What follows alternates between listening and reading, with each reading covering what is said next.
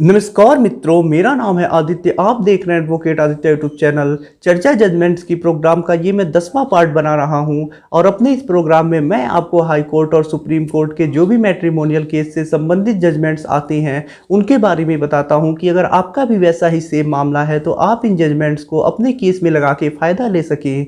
तो यदि आपने इसके पहले के वीडियोज़ नहीं देखे हैं तो आपको हमारे चैनल के प्लेलिस्ट में एक चर्चा जजमेंट्स की नाम का प्लेलिस्ट मिलेगा। आप वहां से जाके इसके पहले के पार्ट्स जरूर देखिएगा। उसमें भी मैंने काफ़ी अच्छे अच्छे जजमेंट्स बताए हैं जो आप लोगों के लिए काफ़ी ज़्यादा उपयोगी होगा।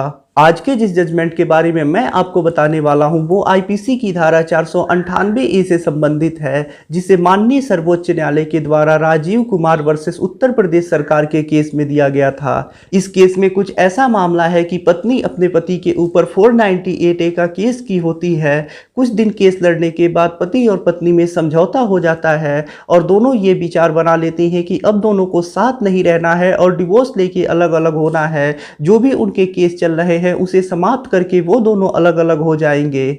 चूंकि जो 498 ए का केस होता है वो गैर समझौतावादी होता है, इसलिए इसके लिए उन दोनों को हाई कोर्ट में जाना पड़ता है और हाई कोर्ट में एप्लीकेशन लगानी पड़ती है। लेकिन हाई कोर्ट उनके एप्लीकेशन को रिजेक्ट कर देता है, सिर्फ ये कह के कि यदि पति और पत्नी में समझौता हो जाता है तो इसके आधार पर केस समाप्त नहीं किया जा सकता है।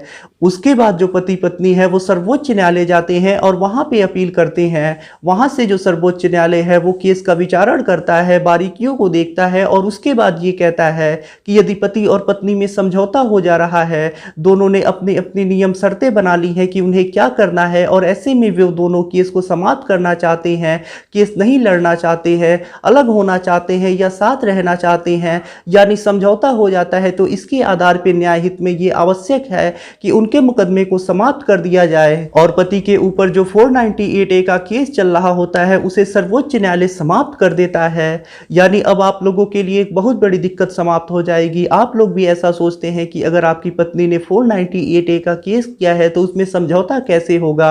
ज़्यादातर मामलों में यही होता है कि कुछ दिन केस लड़ने के बाद उसमें समझौता हो जाता है, या तो पति पत्नी साथ रहने को तैयार हो जाते हैं या फिर डिवोर्स लेके अलग अलग रहने को तैयार हो जाते हैं।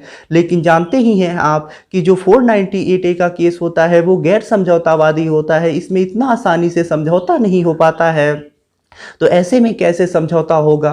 तो ये निर्णय आप लोगों के लिए काफ़ी ज़्यादा यूजफुल होगा। अगर आपका भी ऐसा ही मामला है, आप लोगों ने भी समझौता कर लिया है, तो ऐसे में आप इस निर्णय का उपयोग कर सकते हैं। इस जजमेंट को अपने केस में लगा के और साथ में पति और पत्नी दोनों समझौता पत्र बना के लगा सकते हैं कि दोनों में समझौता हो गया है और इसके आधार पर उनके केस को समाप्त कर दिया जाए। इससे उनको काफ़ी ज़्यादा मदद मिलेगी और इस जजमेंट का आपको भविष्य में ज़रूर लाभ मिलेगा। अगर आपका भी 498 ए का केस चल रहा है तो आज नहीं तो कल उसमें जरूर समझौता होगा। ऐसे में इस जजमेंट का आपको काफ़ी ज़्यादा लाभ मिलेगा।